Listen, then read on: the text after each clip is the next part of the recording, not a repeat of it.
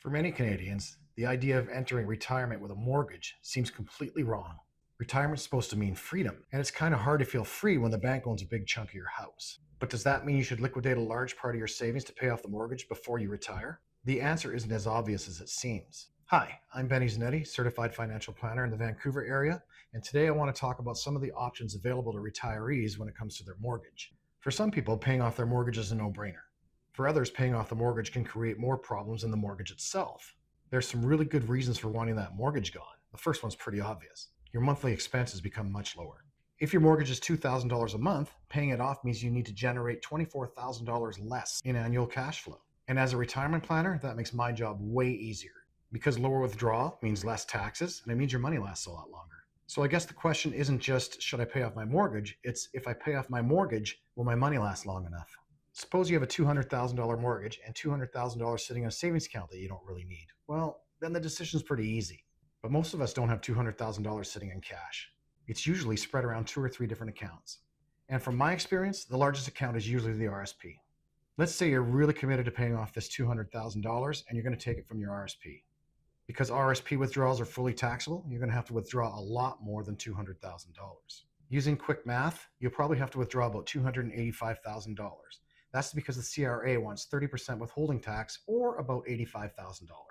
Now, because that withdrawal is considered income, your OAS is going to be reduced. You see, OAS is income tested, and an RSP withdrawal of that size will likely wipe your OAS right out. And if you've been here your whole life, that's about $9,000 gone. Oh, and remember that 30% withholding tax? Yeah, that's probably not going to be enough.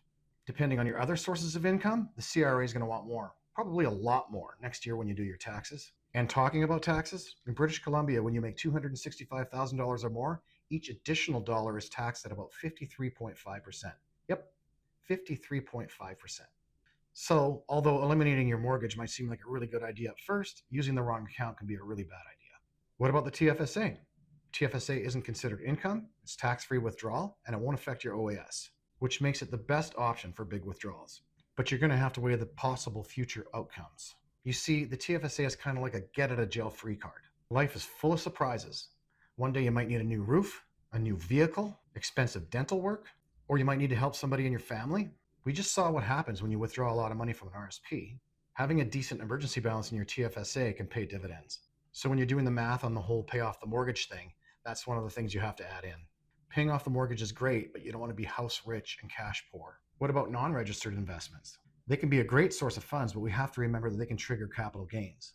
Although the tax cost is much less than an RSP, it still needs to be calculated. You also need to consider whether or not you're selling the investments at a good time. If markets are in decline, making a large withdrawal can crystallize those losses. Another consideration, and a pretty important one, is your mortgage interest rate. When mortgage rates were around 3%, many investors were comfortable taking investment risk in the hopes that the investment would pay more than the mortgage was costing. At higher interest rates, the hurdle is a little harder to clear, but you should always do the math.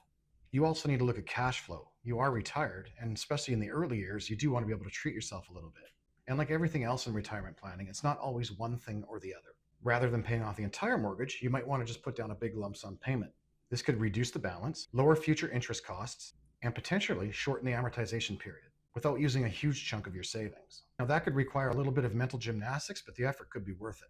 Let's be honest, it's nice to talk about paying off our mortgage, and it's certainly important to know which accounts are the most tax effective to do this. But the reality is, most Canadians don't have enough money lying around to pay off their mortgage, particularly if the bank still owns a meaningful chunk of your house. And that's why most Canadians just downsize. Selling a larger home and buying a smaller one can solve a lot of problems at once. It may eliminate the mortgage, free up some additional retirement capital, and potentially reduce a lot of ongoing maintenance costs. But even downsizing isn't simple. You have to consider real estate commissions, legal and moving costs, property transfer tax, and potentially strata fees. None of these are insignificant, and therefore they need to be part of your decision-making process. Which brings me to my point. We've spent this entire video talking about taxes, interest rates, cash flow, investment returns. But as I've said before, retirement isn't just a mathematical exercise. For one person, it can be of enormous value to wake up in the morning on the first day of retirement knowing that nobody can send you a mortgage statement, interest rates are irrelevant, and the real estate market is just background noise. But for someone else, maintaining their current home and a small mortgage is worth every penny. So the real question isn't, should everyone pay off their mortgage before they retire? It's, what does this current mortgage do to my retirement plan? And what do I have to give up to get rid of it? Once you've answered these questions, the decision becomes much clearer. If you've been bouncing around these questions and want to have a conversation about it, just go to my website and click on Book a Meeting. I'm Benny Zanetti. Thanks for listening.